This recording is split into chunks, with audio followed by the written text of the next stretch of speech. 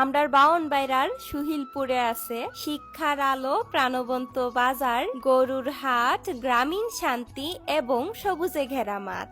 আজকের ভিডিওতে দেখামু সুহিলপুর আলহাজ হারুন আল Rashid degree college, Zillur Rahman উচ্চ বিদ্যালয়, সুহিলপুর মধ্য সরকারি প্রাথমিক বিদ্যালয় সহ আরো অনেক কিছু।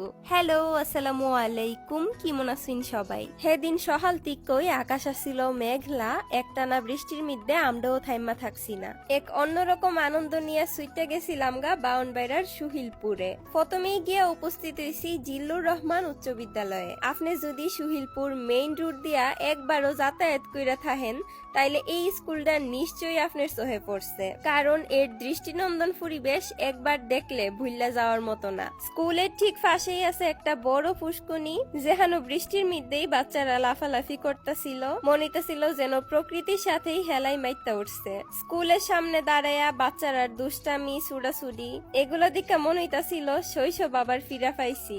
এরপরে আমরা গেছিলাম গা সুহিলপুর মধ্য সরকারি প্রাথমিক বিদ্যালয়ে, যেটার ইতিহাস বহু পুরানো। এটা স্থাপিত হয়েছিল 1966 সালে। প্রাথমিক বিদ্যালয়টা ঠিক উচ্চ বিদ্যালয়ের পাশেই অবস্থিত, অর্থাৎ মোটামুটি বড় বাচ্চারা আর ছোট্ট বাচ্চারা সবাই একসাথেই পড়াশোনা করতেছে। স্কুল মাঠের এক কোনার মধ্যে দেখা মিলছে একটা দৃষ্টিনন্দন শহীদ মিনারের, যেটা দেখতে একেবারে বিশাল। এখানো দাঁড়ায়া নিজের অনেক ক্ষুদ্র মনে হইতাছিল। এই শহীদ মিনার হালি সৌন্দর্যের প্রতীক না, বরং আমরার ইতিহাস, ভাষা আর আত্মত্যাগের স্মারক। পুষ্কুনির আরেক পাশে আছে সুহিলপুর ইসলামিয়া দাখিল মাদ্রাসা, যেটা স্থাপিত হয়েছিল 1977 সালে। মাদ্রাসার পরিবেশটা ছিল একবারে শান্ত, পরিচ্ছন্ন আর প্রশান্তিময়। আশেপাশের মানুষরা আন্তরিকতা এবং ভালোবাসা মনে দাগ কাটতে লাইছে।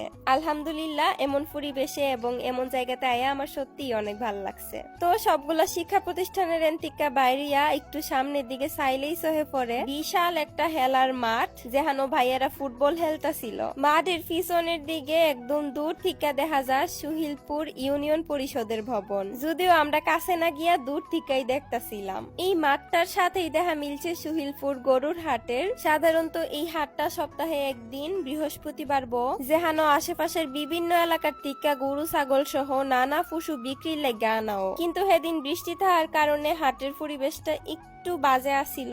আর আমরা গেছিলাম একদম সন্ধ্যার একটু আগে আগে, যার ফলে আমরা খুব বেশি গরু এখানের মধ্যে দেখতে পাইছি না। কিন্তু এই হাট বাউনবাইরাতে অনেক নাম করা একটা হাট, এই সম্পর্কে তো আপনারা সবাই জানেন। গরুর হাটের পাশে আছে সুহিলপুর বাজার, যেখানে সবজি, ফলমূল, মশলা সবকিছুই পাওয়া যায়। তো এখানে আমরা নামছিলাম না। এরপরে সবশেষে আমরা গেছিলাম গা সুহিলপুর আলহাজ হারুন আল রশিদ ডিগ্রি কলেজে। প্রথমে গিয়া কলেজের গেটটা বন্ধ পাইছিলাম, এলিগা আশেপাশে আমরা ঘুরে ঘুরে দেখতে লাগলাম। এখানে আসিল সবুজ হেড, যেখানে অনেক সুন্দর ভাবে কৃষিকাজ করা হয়েছে। মাশাআল্লাহ, এই জায়গাটা আমার ভীষণ ভাল লাগছে। একটু পরেই একজন চাচা আয়া কলেজের গেটটা খুলে দিছে। আমরাও সুযোগ মিস না দিয়া ভিতরের দিকে প্রবেশ করছি। কলেজটা মোটামুটি বড় এবং সুন্দর, তাছাড়া পরিবেশটা যথেষ্ট শান্ত এবং পরিষ্কার পরিচ্ছন্ন। কলেজের সাথেই আছে একটা সুন্দর মসজিদ, আর মসজিদের ঠিক পাশেই আছে একটা শহীদ মিনার। অর্থাৎ পুরা পরিবেশটা যেন পড়াশোনা, ধর্ম এবং দেশের ইতিহাস সবকিছু নিয়ে